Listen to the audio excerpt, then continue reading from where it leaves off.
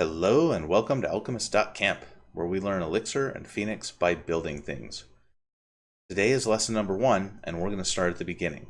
So the first thing we need is the Elixir language and the Erlang virtual machine and all of that. So go to Elixir-lang.org, click the Install tab, and you'll see install instructions for various operating systems. I am on Windows, so I'll go here and download the installer. I should also point out that if you are on Windows 10 or higher, you can use the WSL or the Linux subsystem. It's a great idea to do that, but you absolutely don't need to get started. Then you're going to need a code editor. If you don't already have a favorite editor, I highly recommend Visual Studio Code. It's cross-platform, it's free. Microsoft has clearly been committed to improving it every month. It's just this drumbeat of improvements and great features. It's the #1 project on GitHub, which means there is a plugin for everything and tons of people use it. So if you need help, you can find it. It's also a lot more performant than some similar alternatives like Atom, for example. If you're using a different editor though that you like, obviously stick with that. I'll download the Windows version. All right, and then there's some getting started information. I'll save the file, definitely get the 64-bit version. And I'm going to explain a few keyboard shortcuts here and there as I go through these screencasts. If you're using a different editor though, don't worry. Nothing in the screencast is really editor specific unless it's a whole episode about doing something with the editor. And one other thing before we leave is the Guides tab for Elixir-lang.org has some great tutorials to help you get started, and docs are amazing and indispensable. So you see there are a number of different sets of docs here. This one for the standard library we're going to be using again and again and again. I'm going to bookmark it right here. I suggest that you do the same. All right, now let's get started with our first project. So this is Visual Studio Code. I've opened it up in a directory. So over here on the left, I can see all the directories and files that are in that directory. And this will show and hide the file explorer. This is a search. This is for source control. Got a debugger. And we've got this tab for extensions. Then finally, we've got Docker. I'm going to open up the extensions just so you can see what I'm using right now, and I've actually got quite a few things for different languages. I'm just going to filter down to the Elixir extensions.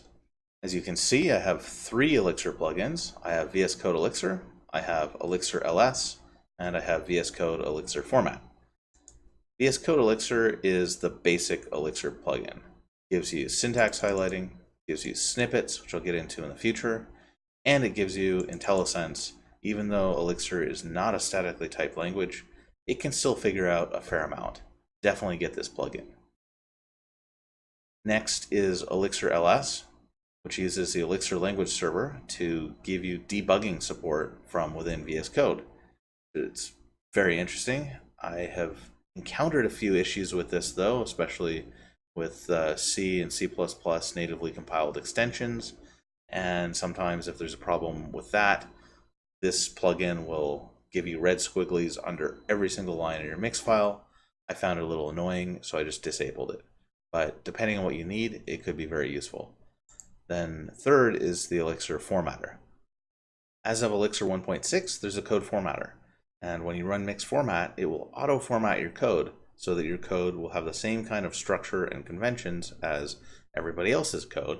And that makes it easier to read other people's code, to move between projects and so forth. But you probably don't want to type mix format every single time you want to do that. So you get this plugin, and then you can set it up so that every single time you hit save, it will format your code for you. So I highly recommend this one as well. So get these two at least, and maybe get Elixir-ls as well. All right, now that we've got everything installed, let's open up the terminal with Control Backtick. There are a few commands that installing Elixir will add to our system. One is Elixir itself, and this will run a program. This is very much like typing in Python or typing in Ruby and then the name of a file. but we can also pass it a -v flag to get the version. You can see as of the recording of this video, I have Elixir 1.6.5 compiled with OTP 19. This OTP 19 is just the version of Erlang. And it looks like I do have Erlang version 20 installed in the system, but Elixir was compiled with 19. Another really useful command is IEX. You'll be using that all the time. It's pretty much the equivalent of IRB. It's a REPL. So we got to add .bat to it because IEX means something in PowerShell. So for those of you on Windows, type in IEX.bat. If you're on Mac or Linux, just IEX. Then in here, we can just type in expressions to be evaluated. So 2 plus 3, 5. About 3 divided by 2, 1.5. So we can see how division works in Elixir. And if we want more information about something, we type I. So I2 will tell us that data type of 2 is an integer, and it implements these protocols. If we look at 3 divided by 2, which we just did, now we'll see the data type is a float, and it actually implements the same protocols. Other really commonly used types are character lists, which is done with a single quote, so ASDF. And if we inspect it, we can see that it's actually a list. The raw representation looks like an array, but anytime you see brackets like this in Elixir, that means a list. And the lists are linked lists, so that carries some performance implications. Like if we've got a really long list, in order to look at the last element, that's actually going to involve traversing every single element in a list. Let's look at a couple of other things here. So if I type this into the REPL, it will display ASDF. The reason for that is because every single number in this list is displayable as a character. So it recognizes it as a character list, and this is what we get in the display. If I were to add one other thing in the list that's not displayable as a character, like say a 0, then it will display an ASCII. And lists don't have to be all the same type. You can have other things inside of it. For example, I could have 3.5, or I could have an atom.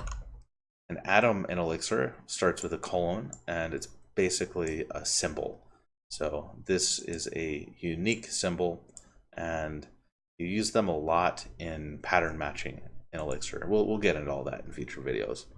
Another really important type to know about is strings or binaries. So this single quoted ASDF was a list, but if you double quote it, then instead of being a list, it's actually a binary, and it's laid out contiguously in memory, and this is the raw representation. And we can also paste that into the REPL, and it'll just display what we had. If we put something in there that cannot be displayed as, these are actually not ASCII, these are UTF-8, but if we put something that can't be displayed as a UTF-8 character, then we'll just see the raw representation. All right, so we've got lists and we've got strings. Integers and floats are different, but if you divide integers by each other, you can get a float. You also have appending operations. So the way to append two lists, so we'll have a list of foo and bar and a list of 1, 2, 3. Now you can see it's appended it into one list using this ++. Keep in mind, if the list is long, this is an expensive operation. The way you append binaries, or strings as they're known, is by using angle brackets, like so, and there we go. This is a tiny sliver of the language, but it's enough to get started, so I'm going to hit Control backtick and close the terminal for now. I'm going to create a new file, and in VS Code you can hit Control A from the Explorer and then just type in the name of the file you want. I'm going to call this one guessinggame.ex. EX is the extension for Elixir programs. This project is going to be a simple guessing game. the player will think of a number in some range, say between 0 and 50, and the program will repeatedly guess what number the player is thinking of. And after each guess, the player says bigger if the number is actually bigger than the guess, or smaller if it's smaller, or yes if it's right. We're going to put all of our code inside a module, and we use def module to define that. I'm going to call it guessing game. Note that the file name is snake case, but this module name is camel case. That is a convention in Elixir that we will always be following. I'm going to bump up the font size just a little bit for those of you on smaller screens. Now, everything that goes into the module is going to be between the do and the end blocks. Before we get started, let's look at our strategy. We're going to have some range of numbers. So we're going to have a guess between a low number and a high number, let's say between 1 and 50. And we will guess the middle.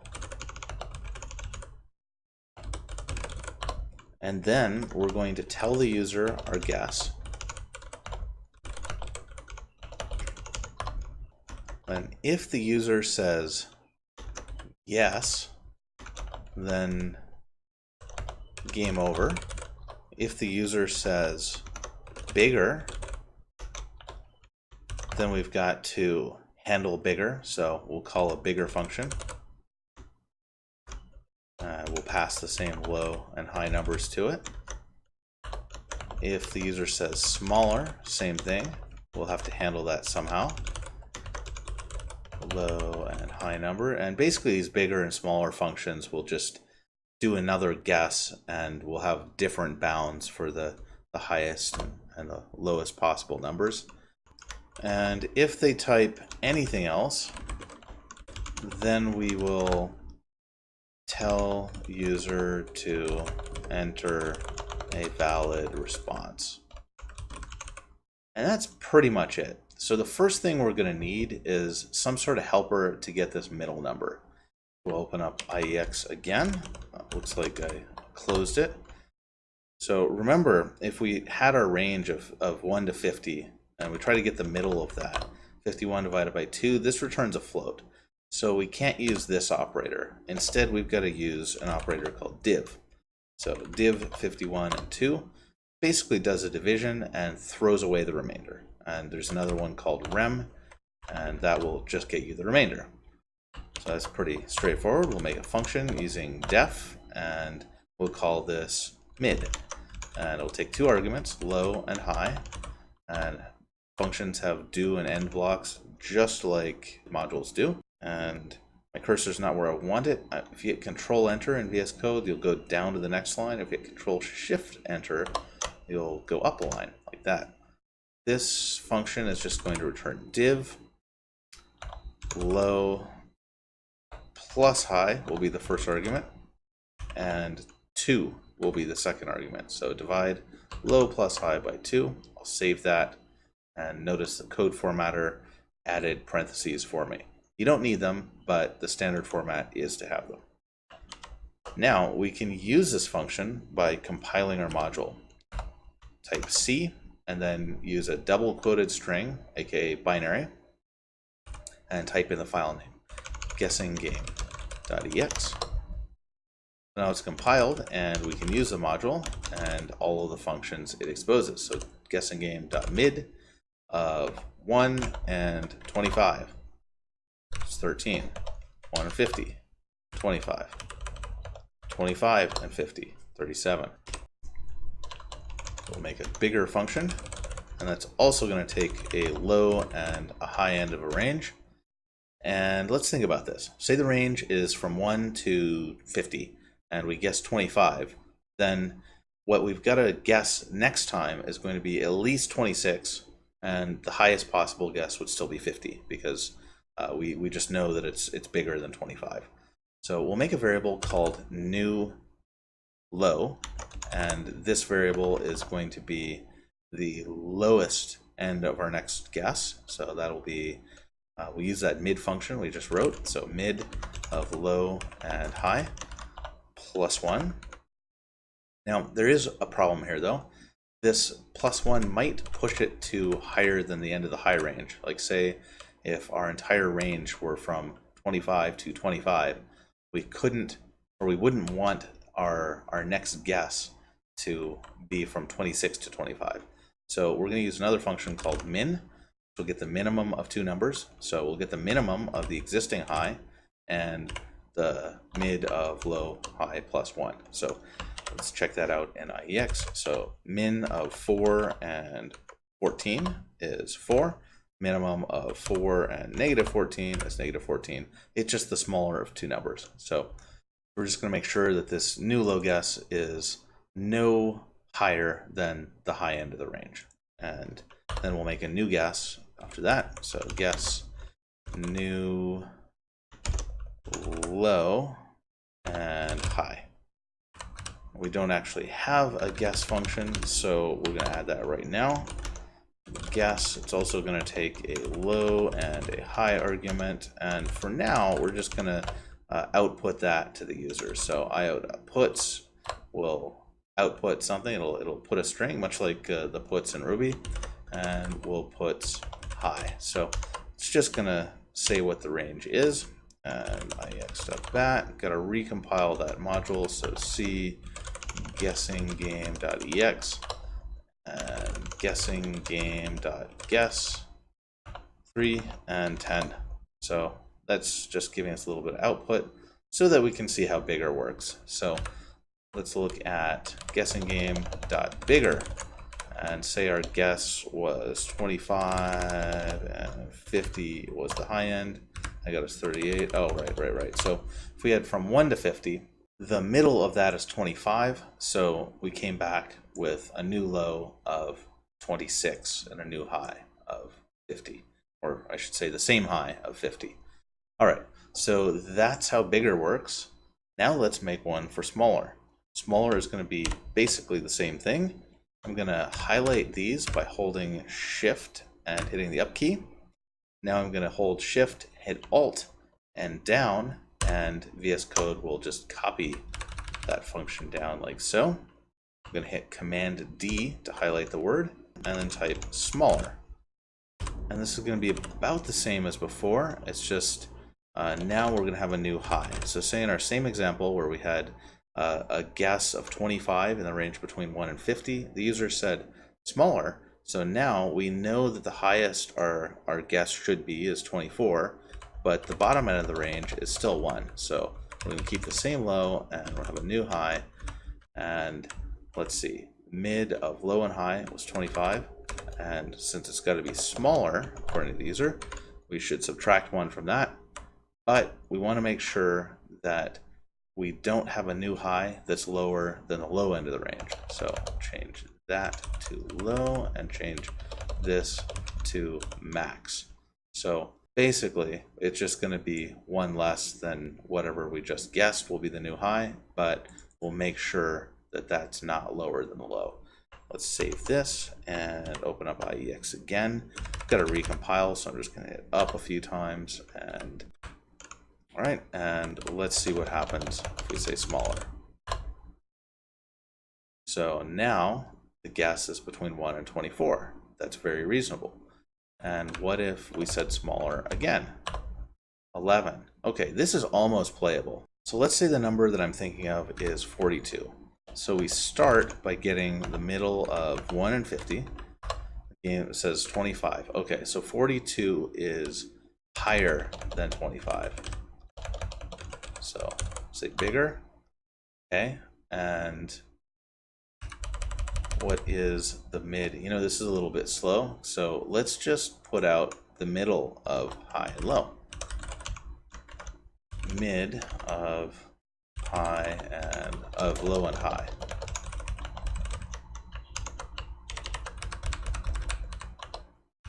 Okay, so now we're going to guess smaller there. Sorry, we're going to guess bigger.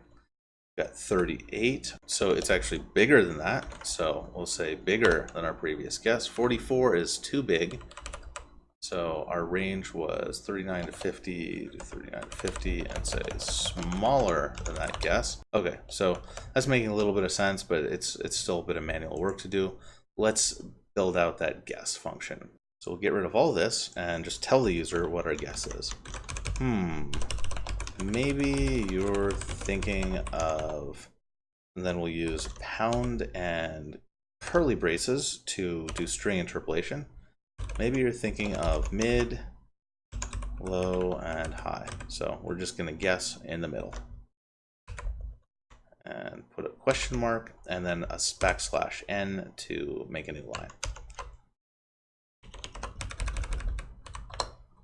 Okay, so now let's guess between 1 and 50. Okay, that's reasonable. And let's try bigger. Now it says, maybe you're thinking of 38. Okay, good deal. We got to get feedback from the user. And instead of puts, which stands for put string, we can use gets. So this will get a string from the user. Let's look at that in the console for a second. io.gets and type stuff. That's a prompt you tell the user. So type stuff, I type stuff, and it actually captured what I typed in here. So let me do that again with a /n so it's clear.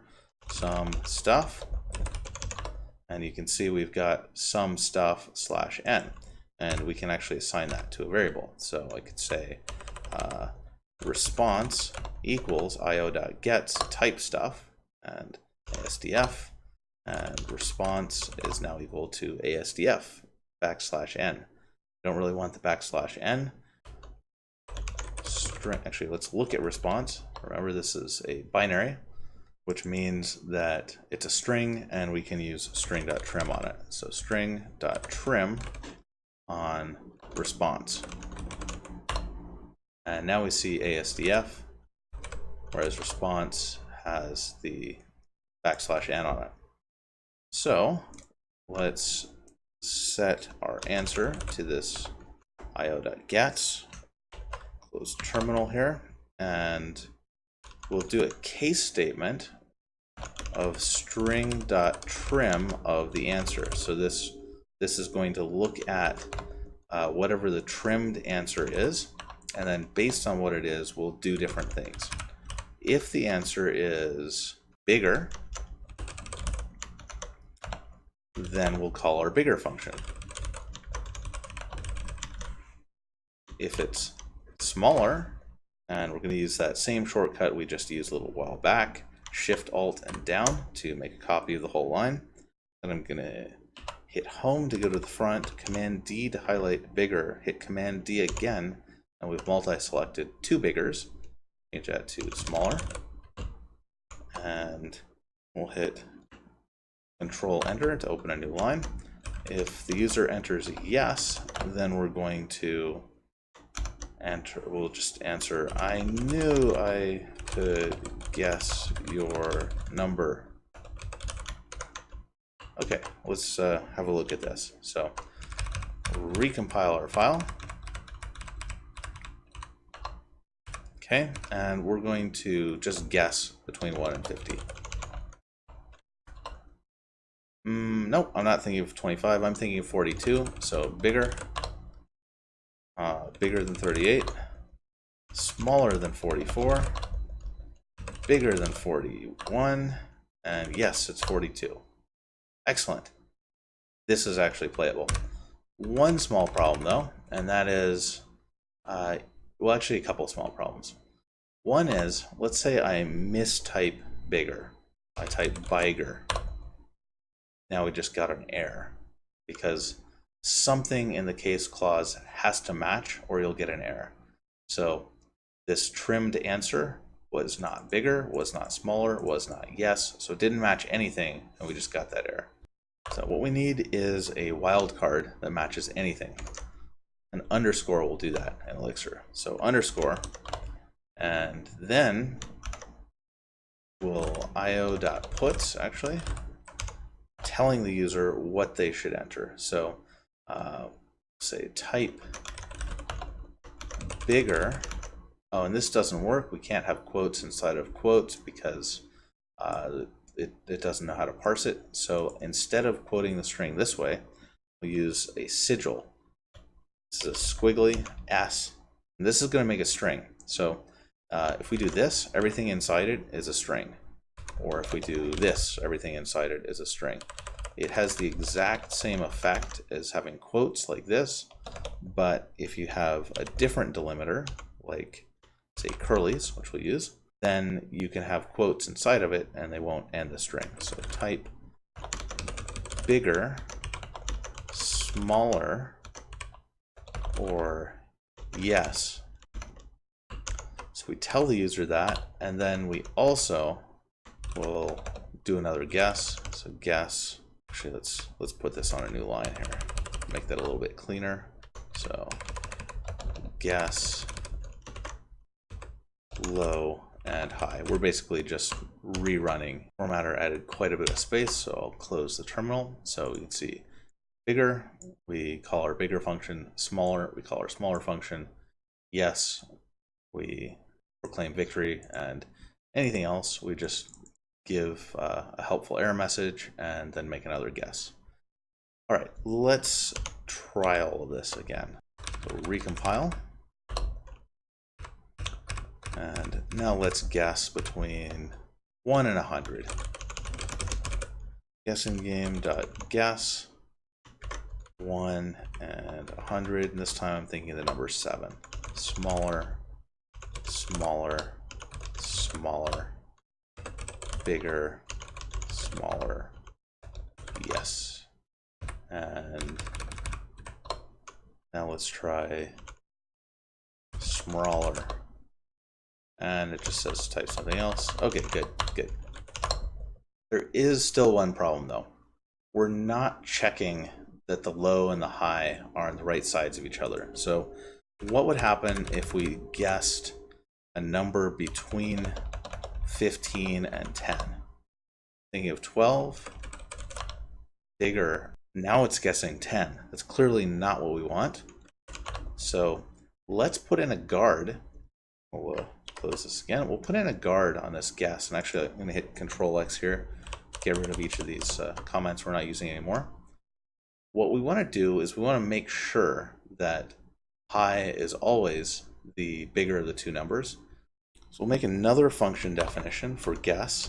You can do that on Elixir. You can have multiple definitions for the same function, and whichever one matches is what gets executed.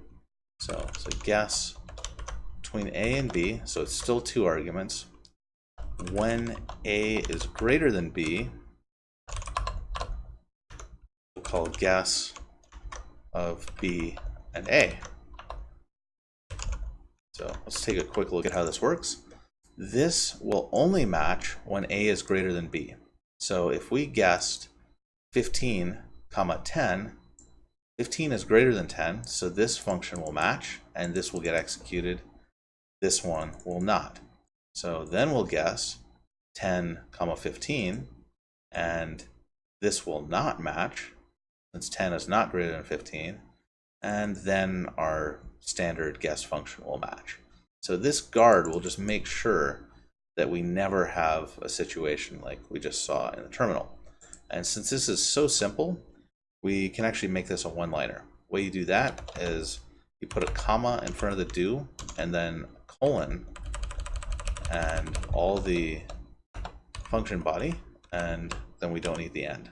So when A is greater than B, we just swap the arguments around.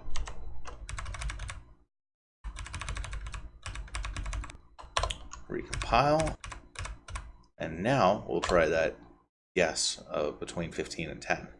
And I'm going to say bigger, I'm thinking of 14. And it works. All right, let's close the terminal, hit Control B and close the File Explorer and do a quick recap. We've installed Elixir, set up a code editor, made a module, we've made functions, both standard and a one-liner with a guard. We've learned a little bit about strings versus character lists and how interpolation works, and the S sigil when you've got strings that have quotes inside of them. and we've looked at the case statement, or we've used a case statement, learned a little bit about control flow, and also looked at how Elixir handles division and modulus arithmetic. This is a really good start, but to consolidate it, you'll have to do more than just watch me type.